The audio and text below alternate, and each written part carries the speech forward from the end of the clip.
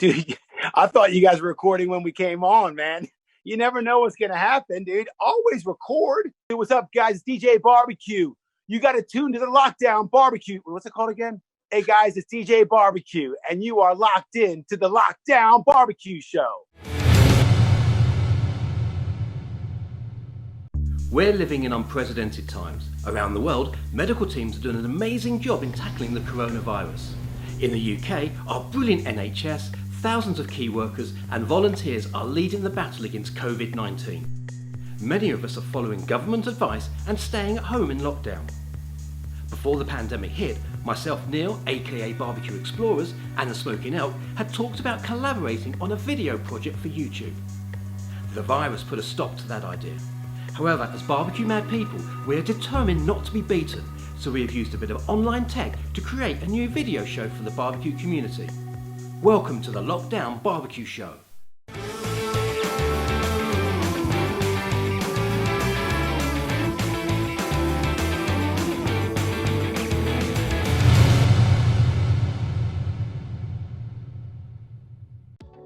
Coming up in today's show, Elky shows us why cooking to temperature and not to time will change the way you cook.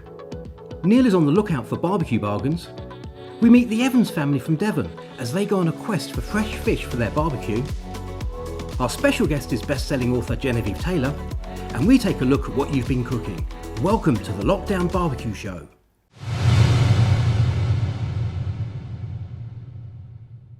Hello and welcome to the show. We hope you've had an amazing week. The weather in Kent this week has been absolutely fantastic. Elky, what's it been like on the south coast? Absolutely blinding, to be honest. This was supposed to be our last week in Thailand if we were allowed to fly. So we've been making the most of the sunshine, drinking lots, eating lots as you normally would do on holiday, I suppose. What about you? What have you been up to? Sounds absolutely perfect, Elky. Well, we've cooked a lot on the barbecue. We had salmon one night, we had steak another night. But the best thing this week is I found a home for Cherney, the new smoker that I've got. And I found a little corner of the garden. And hopefully this week I'm going to make a film with Cherney. But on Instagram this week, I've seen you've had lots of comments and questions. What have the main sort of questions been? One of the main questions I get asked is probably what barbecue to buy. As a beginner to barbecue, what barbecue should I buy? And the main thing I say is it all depends on your budget when there's so many options out there. I think you picked up a bit of a bargain tripod, didn't you, Neal? Certainly did. Should we have a look at the film? Yeah, let's do it.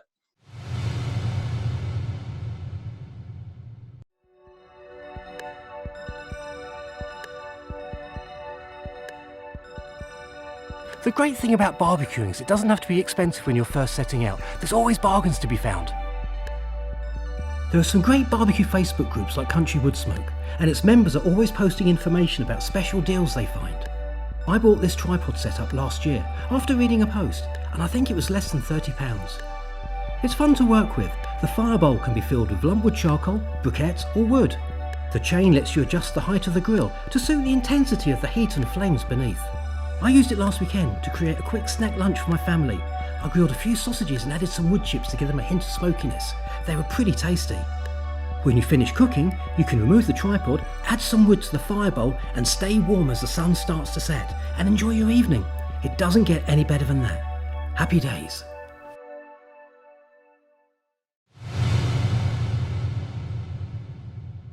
I'll be making more videos with the tripod barbecue throughout the summer. Now this week we invited the Evans family from Torquay to make a film for the show.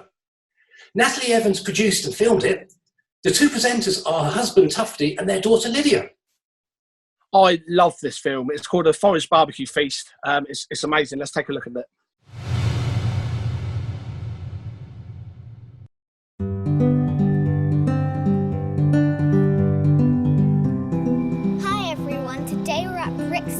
And we're going to get some fresh fish and go home for a barbecue.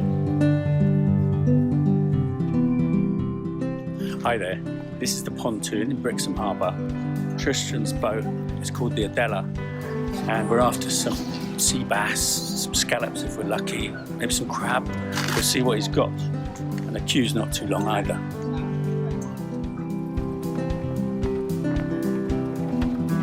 This is my boat, the Adela BM79, and this is all the freshest fish in the bay. You cannot get it any fresher than this unless you go and catch it yourself. Right, so we got some pouts, some dabs, some rock salmon, some plaice, and some nice lemon soles. There used to be a lot more, but let's get down here earlier.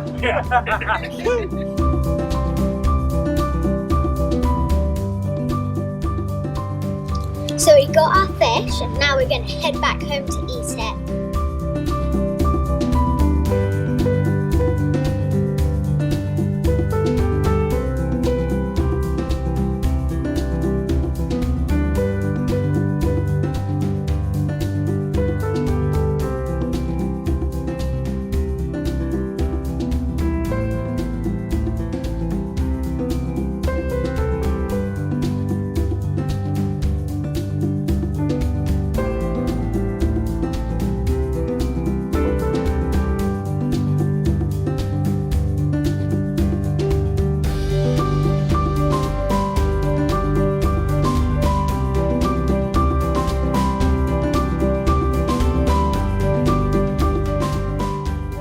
South African buns, which are going to go straight on to the griddle.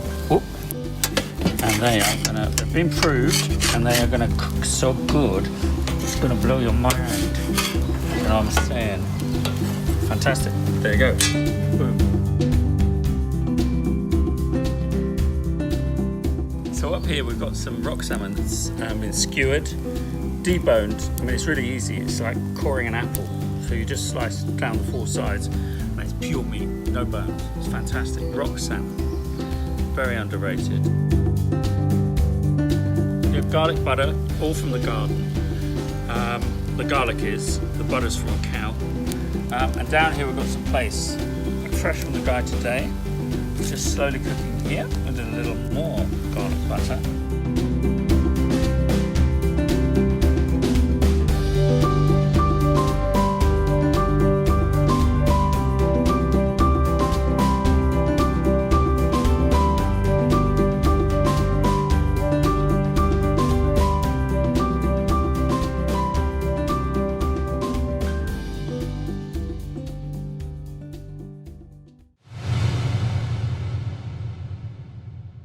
What a great film. We're hoping that the Evans family will continue to make videos for us throughout the summer. Be careful though, because we find ourselves out of the job. Now it's time for me to show you the importance of cooking to temperature and not to time.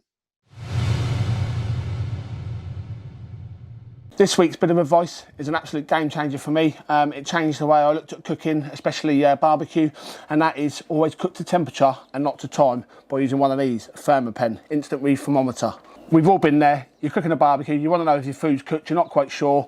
You take a knife and fork, you slice into that steak to see whether it's rare, see whether it's cooked, see whether it's well done. And you slice in, all the juices come out, you end up with a dry, leathery piece of steak. It's no good. I always have one of these handy when I'm barbecuing. The last thing you want to do, not only from a food safety perspective, you don't want to serve your guests undercooked food, but you also, almost just as bad, you don't want to serve them overcooked food. You don't want to serve them dry, leathery steak. So use this, you get an instant reading. Find out what your temperatures are for your safe cooking, your safe temperatures. Use one of these and honestly, it guarantees pretty much perfect results every time. I've got some chicken breasts on the go that we're cooking indirect using the 2-zone method that I showed you last week. We're going to get towards the end of the cook and we're going to start probing with this, and I'm going to show you exactly what we mean by cooking to temperature, not to time, and show you the results.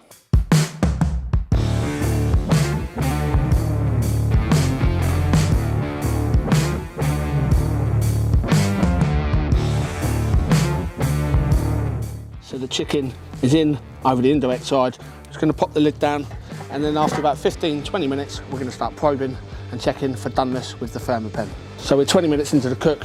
We'll take the Thermopen, pop it in there. You can see we're at 47 degrees. We've got a little way to go yet, so we'll check back again in another 10 minutes.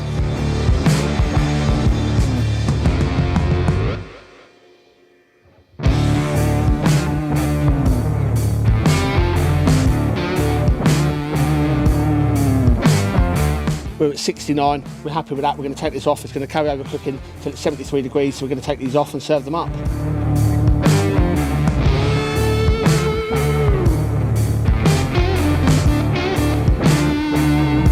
So you've seen the numbers, we've seen that we've cooked this to temperature, not to time. I'm going to slice in and show you the results of cooking this way. You can already see the moisture in that chicken, that breast. It's perfectly cooked, juicy, moist, cooked to perfection.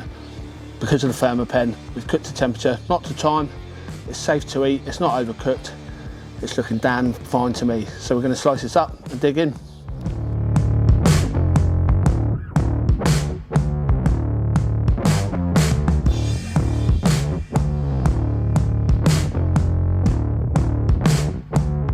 I guarantee this will give you perfect results time and time and time again. So that's my tip for this week. I would not be without my trusty thermo pen because I cook to temperature, not to time. Now let's see what you lot have been cooking.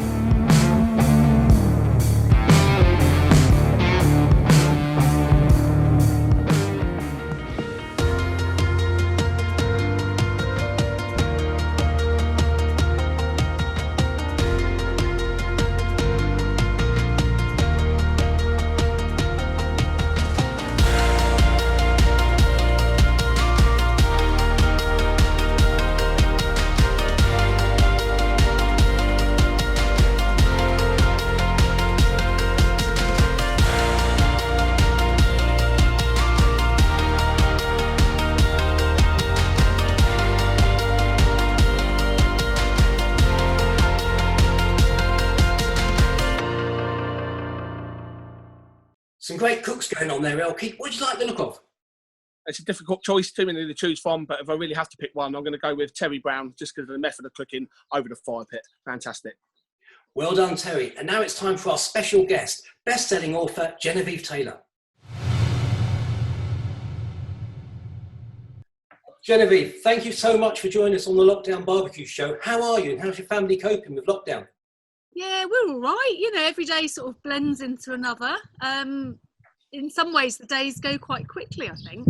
You're sort of shuffling along, not doing a great deal. But yeah, it's all right. We're very lucky. We've got, I've got a big garden and I've got my allotment, so places to go. I've seen your allotment on your Instagram account, Genevieve Eats, which is an amazing account with over 20,000 followers.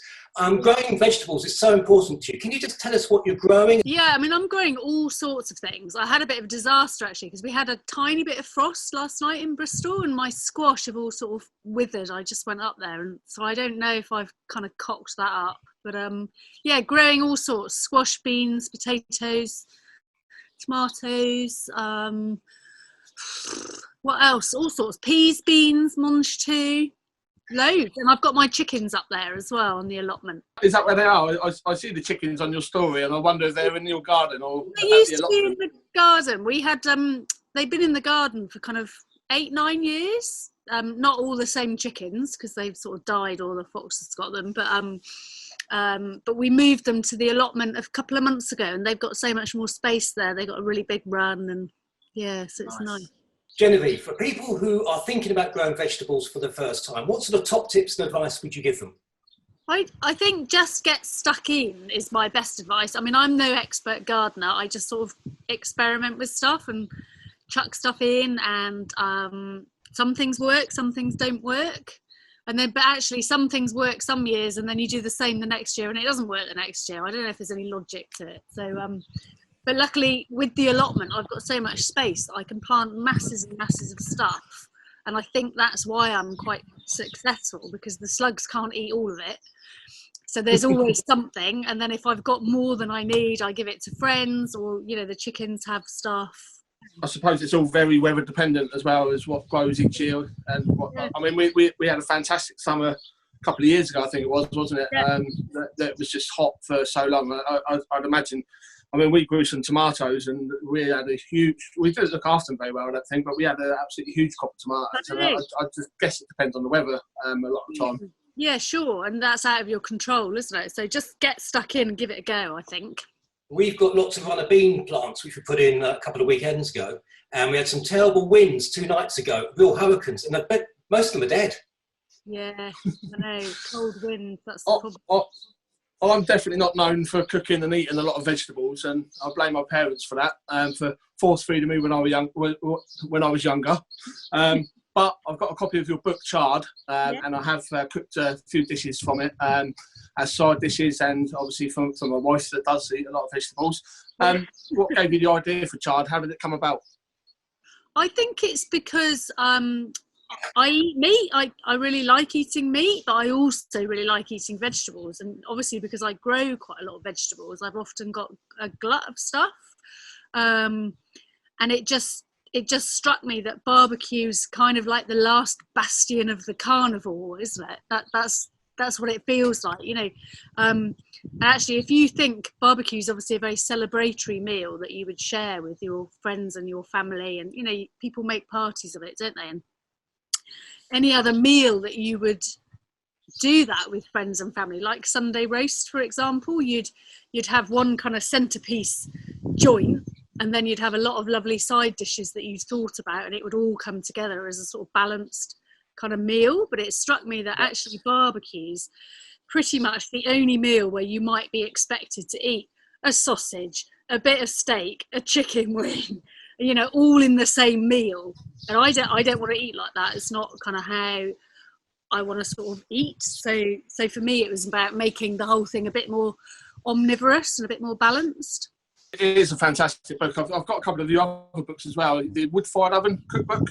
Yeah. How to eat outside as well. That one, that's good. That kind of, I'm really proud of that book, and I loved writing it, but it didn't sell very well. I think it kind of came a few years before its time, really. Barbecue is obviously seen as a lot of meat, and you're bringing vegetables into the equation. It's also somewhat historically been viewed as a bit of a man's domain.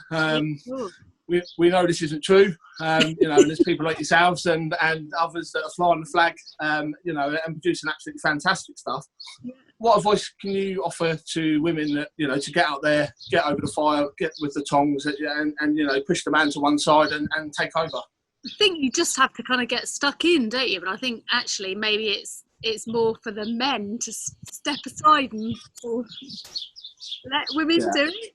And I think women make brilliant barbecuers, because we're just, I don't want to sort of be mean about men, because, you know, but women are really good at multitasking, and you need that with fire. You know, if you've got different dishes on the go at the same time, and it's not like you can sort of dial the knob up and down like you would on your hob or something. You have to be really good at kind of managing different things at the same time. So actually, I think women make brilliant barbecuers, and I think they need maybe a bit more confidence that they can do it, or that they're kind of allowed to do it, if that makes sense.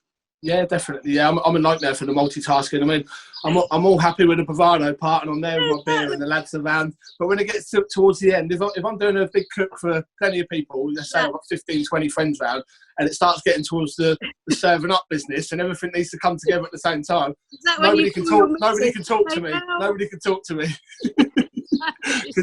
My wife's there cleaning up behind me, and you know, do you want any help? And I'm just stressing out, and you know, so I definitely think it's the opposite in my house, because my husband's, he's kind of quite clean and tidy, and I'm not at all. I'm the world's messiest cook. So he's kind of coming behind me, kind of wiping things down and taking away my boards, and I'm like, stop it, I haven't finished yet.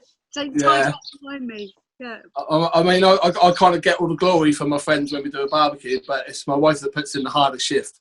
Often, I don't want to sound like it's a stereotype, but often when women are cooking, it's about getting something on the table without too much fuss and fandango. It's just like, right, this is what we're making, get it on the table. But I think barbecuing, you know, when you get a kind of big group of men involved, it can be quite a lot of bravado and sort of posturing, and Genevieve, before the lockdown, you created the Bristol Fire School. Can you tell us a bit about that, and also your plans for the future?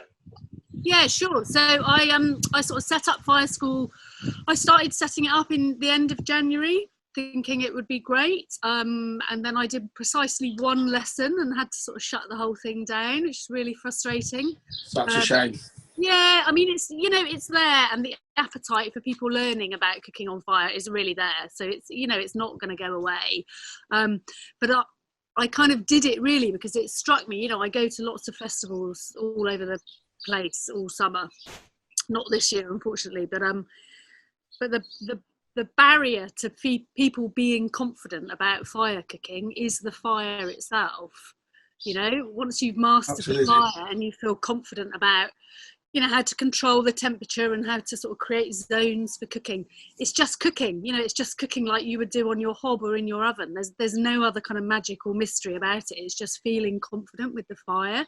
So Bristol Fire School is all about giving people those fundamental skills, really, to kind of feel like they're in control of the fire, that it's not like a kind of barbecue and the fire's in charge and it's all out of control and you're burning stuff. And it's just giving people those kind of base skills, really. And it always amazes me that, you know, even fundamental things that we as barbecuers would know, like setting up your barbecue kind of half and half, so you've got wriggle room and all that. People just don't know that. They just don't have any idea about it. They're like, really? I never thought of that. But I think that's one of the first kind of eureka moments that people get, isn't it? When you show them to set it up with two zones or 3 zones and cook with your lid down, it's kind of like, wow, there's so many more possibilities now. Exactly, yeah, cooking with your lid down. I always say when I'm sort of doing these demos at festivals that you wouldn't light your oven in your kitchen and then cook with the door open. I mean, why would you do that? And it's the same with barbecue. You know, if you can shut a lid or create a lid with a dome or a cloche, or, you know, you're increasing your efficiency of the fuel. What are your favourite woods to work with? I like, I always work with a mixture of kind of lumpwood, charcoal, and then different woods. I like oak and I like alder as a kind of base wood, because they're both fairly, I mean, oak's a bit richer than alder, but they're fairly sort of neutral smokes. And then you can add extra kind of smoke with, you know, different sort of blocks and stuff. But as a general rule, I would use lumpwood, and then add a little bit of wood for smoke. Yeah, one of my favourite woods to use is cherry and apple. But cherry has to be one of my favourites. It's great on chicken, it's great on pork, it's great on beef, and it just gives a fantastic colour to the food as well, I find. Yeah. Cherry wood's beautiful. It's definitely one of my favourites as well. I love it. Genevieve, thank you for being such an amazing guest on the Lockdown BBQ Show. Oh, it's an absolute pleasure. Thanks for having me. Thanks, Genevieve. You've been fantastic. A big thank you to Genevieve. Elky, have you got any plans to have an allotment?